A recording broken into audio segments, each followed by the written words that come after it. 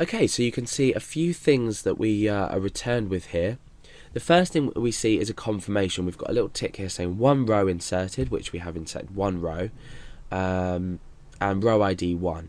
Okay, so that's our our auto increment value. So here we have a query that's been constructed for us and shown back to us. And remember earlier I've talked about queries and how they can insert data.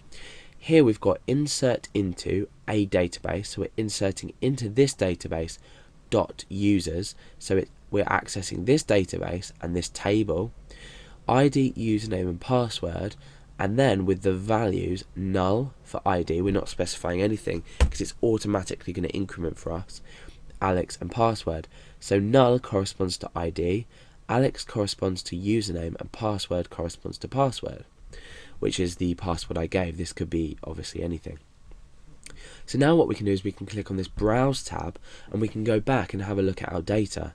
So this is a representation of our data inside the database. So let's insert another row.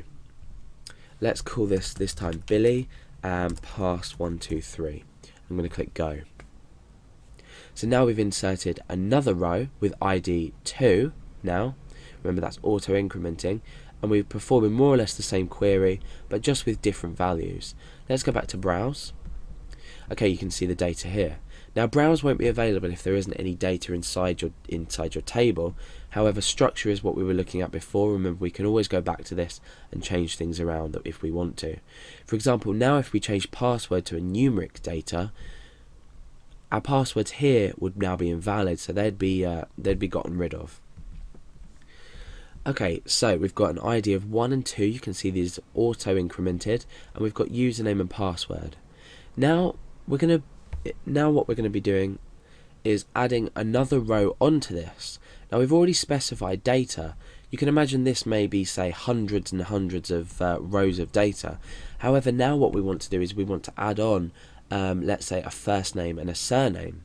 So how do we go about doing this? Well, we come over to the Structure tab, and this can be done even though we've already got data stored inside our database. What we can do here is we've got add a certain amount of fields at the end of the table, at the beginning of the table, or after a specified field in our table. So what I want to do is I want to say at the end of the table I want to add 2 fields, and I'm going to click Go. Now we've got 2 fields up that we can specify everything in here, so I'm going to say first name and I'm going to say surname. And these types are obviously going to be varchar, and considering some people's surnames might be really long, I'm going to go for let's say 40 characters. Say 40 and 40 just to be safe. So now I can come down. I don't need to specify any other data inside here, and I'm going to click on Save. Okay, so you can see our query here has been read back to us. We've got alter table users, add first name varchar not null, so it has to contain some data, add surname varchar 40 not null. So this is our query to alter our table and add 2 field names at the end of the table.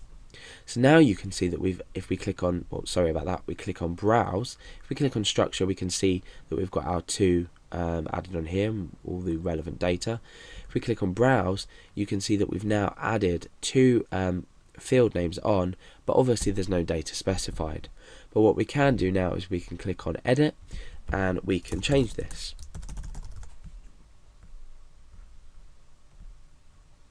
So we can then go ahead and change Billy as well and click Go. So we can see that we've been given back again another query. So every time we perform a query in phpMyAdmin, it usefully gives us the query back.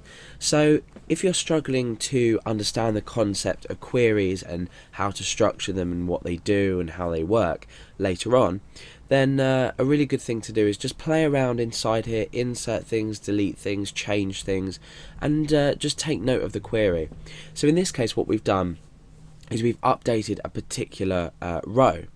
In this case we've updated the Billy Garrett row, so we've updated the one with the ID of 2.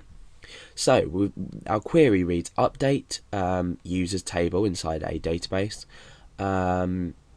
and we're setting first name equals Billy and surname equals Garrett, where users.id equals 2.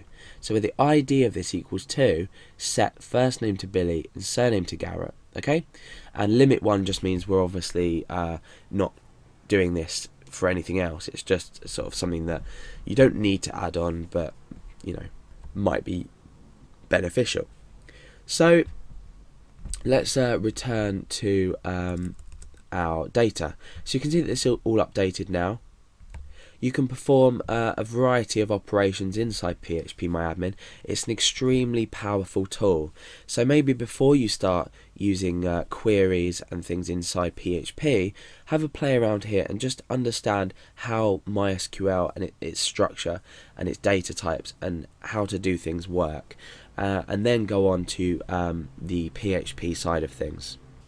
But for now, that's just a quick introduction to phpMyAdmin, how to use it in the ways that we're going to be talking about with the tutorials. There's obviously a lot more functionality behind it, but that's just a brief introduction and how to perform simple operations.